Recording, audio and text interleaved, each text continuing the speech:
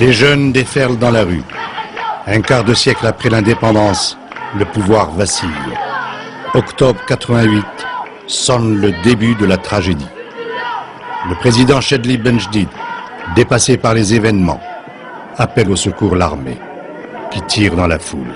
Près de 500 morts. Caricaturiste dans la presse, Ali Dilem est un enfant d'octobre 88. Ça donne vie au truc, non? La couleur. Jamais la contestation n'a été vécue aussi intensément.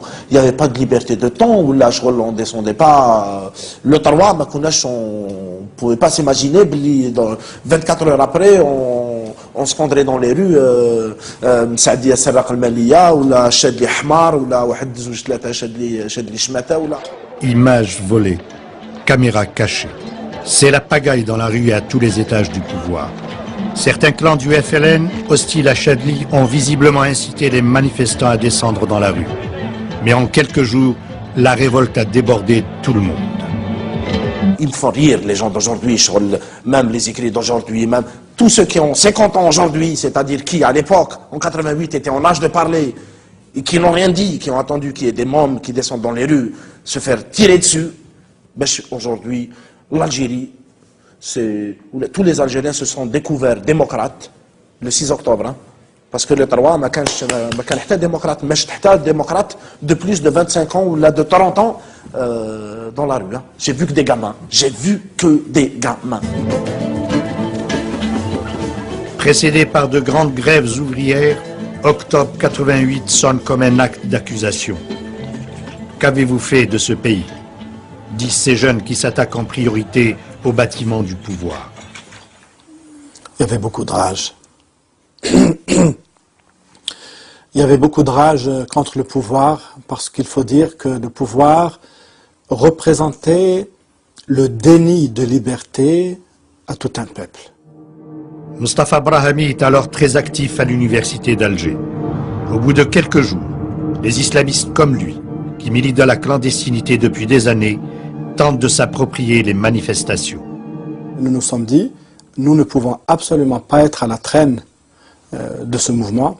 Nous devons absolument appuyer toutes ces revendications qui tendent à libérer le peuple.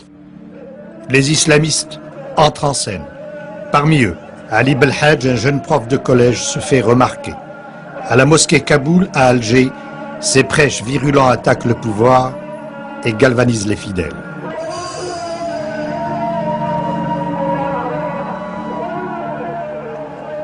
Face à cette révolte, le gouvernement est paralysé.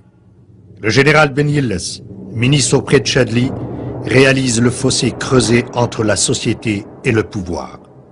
Il va démissionner.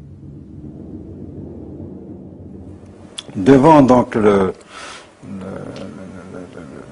l'incapacité des forces de l'ordre habituelles, police et gendarmerie, à faire face à la situation, on a fait appel à l'armée.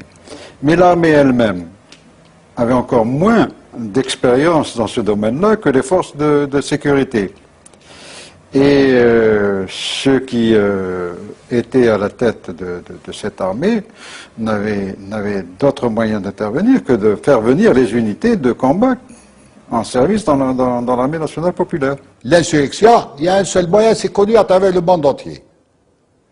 C'est de maintenir l'ordre. Maintenir l'ordre. C'est utiliser la troupe. Donc l'état de siège a été déclaré par le président et il m'a désigné responsable pour Alger.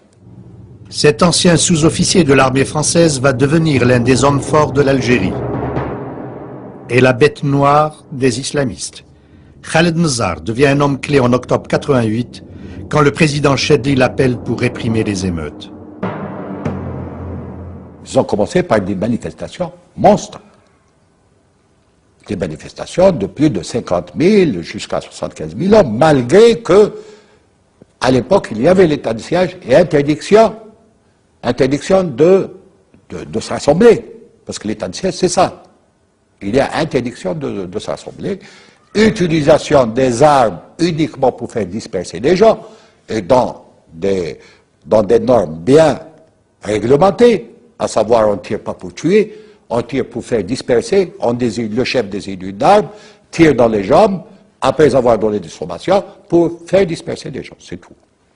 Le malheur, c'est que les gens, la troupe qui n'avait pas l'habitude au maintien de l'ordre, tiraient soit par terre, soit en l'air.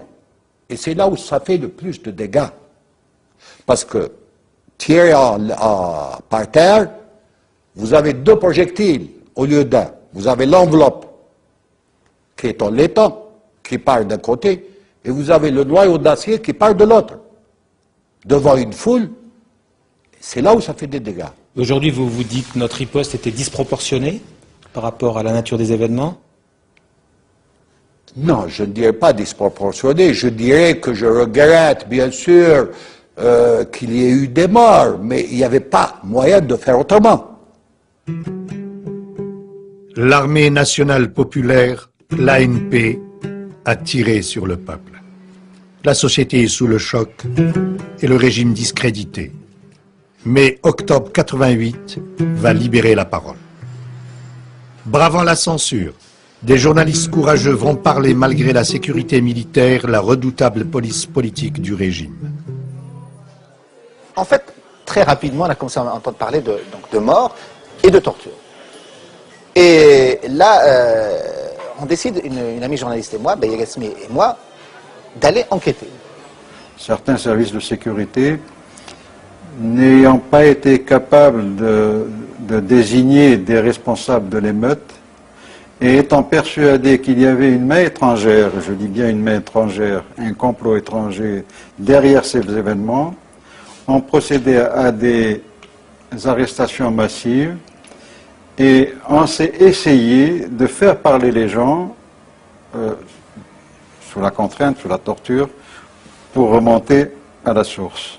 On nous faisait passer à l'électricité au niveau d'une pièce qu'ils appelaient la salle de torture. Il y avait 6 à 7 personnes. On nous accrochait tout nus sur un sommet avec un métallique, avec des menottes. Nous versaient de l'eau pratiquement sur tout notre corps pour qu'il soit bon conducteur. Et nous bouchaient pratiquement, ils nous mettaient dans la bouche un chiffon. Des fois, tantôt de l'eau, tantôt ils nous aidaient une musique. Les témoignages de cet enseignant et de dizaines d'autres victimes de la torture, militants de gauche, jeunes manifestants, islamistes, sont publiés dans un recueil. Mais ce cahier noir d'octobre restera sans conséquence. Les mises en accusation, en fait, du point de vue juridique, il n'y en a pas eu. Aucune. Le pouvoir a très bien vécu avec le cahier noir. Le cahier noir nous a servi que comme instrument j'allais dire de mobilisation d'opinion. Mais du point de vue juridique, il n'en a eu aucune. Le FLN ne peut plus parler au nom du peuple. La génération qui a pris le pouvoir en 62 est au pied du mur. Si le président Chedli veut sauver sa peau et sauver le système, c'est toute la maison FLN qu'il doit rénover. هل يكمن في معالجة مشاكلنا بهدوء وطرح القضايا بكل موضوعية؟ اعتقادي بهذا الأسلوب نعالج مشاكلنا وسوف نواجه كل الصعوبات السياسية والاقتصادية بهذه الإصلاحات وبالأخص الإصلاحات السياسية. Chedli, le 10, quand il est venu parler de révision de la Constitution, le multipartisme, c'est une idée qu'on n'a jamais revendiquée.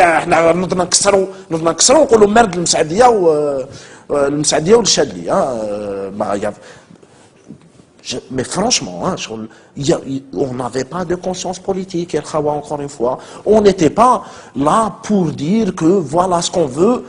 Non, on savait ce qu'on ne voulait plus. Ce dont les jeunes ne veulent plus, c'est de cette Algérie de papa. Cette Algérie qui s'est dressée fièrement en 62, mais qui n'a pas tenu ses promesses.